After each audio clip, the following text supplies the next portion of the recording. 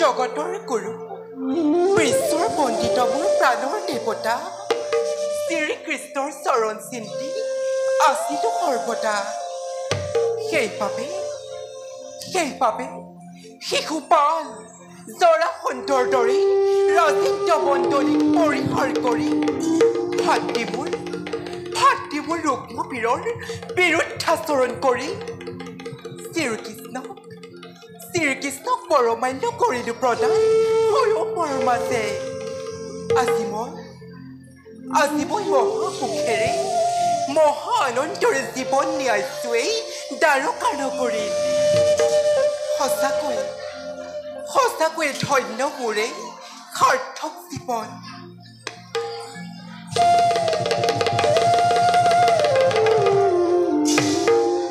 প্ৰিয়ে প্ৰভু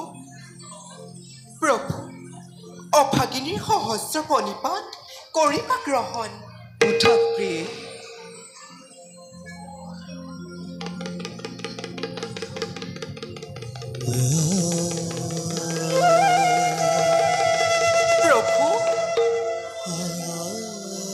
প্ৰভু প্ৰিয়ে কি হৈছে আপোনাৰ? কিয় দেখো আজি চিন্তাপিত বদন? কওক প্ৰভু, কি চিন্তাই দহিছে আপোনাক?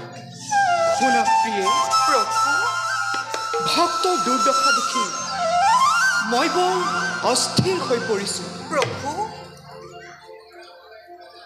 খুলি দিয়ক প্ৰভু ৰহস্যৰ দ্বাৰ। কওক ভাঙি পাতি কোন সেই মহাভক্ত যাৰ বাবে অন্তৰ হাহাকাৰ কৰিছে প্ৰভু চৰণাজনৰ? প্ৰিয়ে প্ৰভু সুদামা নামে আছে এক দৰিদ্ৰ ব্ৰাহ্মণ, প্ৰভু মহাভক্ত বাল্য বন্ধু মোৰ। বাল্যবন্ধু প্ৰিয়ে শান্তিপনী গুৰুৰ গৃহ একেলগে লভিছিলো দুয়ো বিদ্যা শিক্ষা জ্ঞান। বাল্যবন্ধু সন্দীপনী গুৰুৰ গৃহত একেলগে লভিছিল শিক্ষা। কিন্তু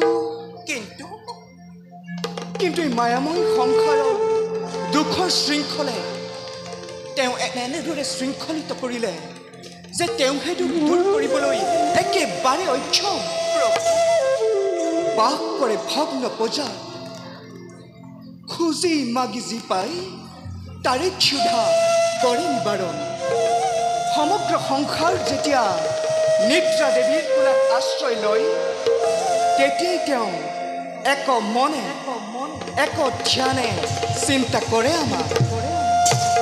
প্ৰভু প্ৰিয়ে আপোনাৰ সেই বাল্য বন্ধুৰ ওপৰত আপোনাৰ কৃপা দৃষ্টি কিয় বৰ্ষণ কৰা নাই? প্ৰিয়ে প্ৰভু মই যে তেওঁক কৃপা কৰিবলৈ সদা প্ৰস্তুত। প্ৰভু কিন্তু কি প্ৰভু? সুদামাই যে মোক সেই সুযোগ আজি পৰ্যন্ত দিয়া নাই। প্ৰভু অৰ্থাৎ সুদামা নহয় কোনো সাধাৰণ মানুহ, পৰম ব্ৰহ্মজ্ঞানী জিতেন্দ্ৰিয় তেওঁ নাম ধনৰ অবিহনে অন্য ধন নিবিচাৰে ৰুক্মিণী। আৰু সুদামাই যদি এবাৰলৈ হ'লেও তেওঁৰ দুখ দূৰ কৰিবলৈ আমাক যদি আহ্বান জনায়, আমি যে তেওঁৰ দুখ নিশ্চয় দূৰ কৰিম। প্ৰভু প্ৰিয়ে, বুজা নাই আপোনাৰ কথাৰ তাৎপৰ্য মোক বুজাই কওক প্ৰভু। প্ৰিয়ে, প্ৰভু সময়ত তুমি বুজিবা সকলো। এতিয়া ব'লা আমি খন্তেক বিশ্ৰাম কৰোঁগৈ। বলক প্ৰভু।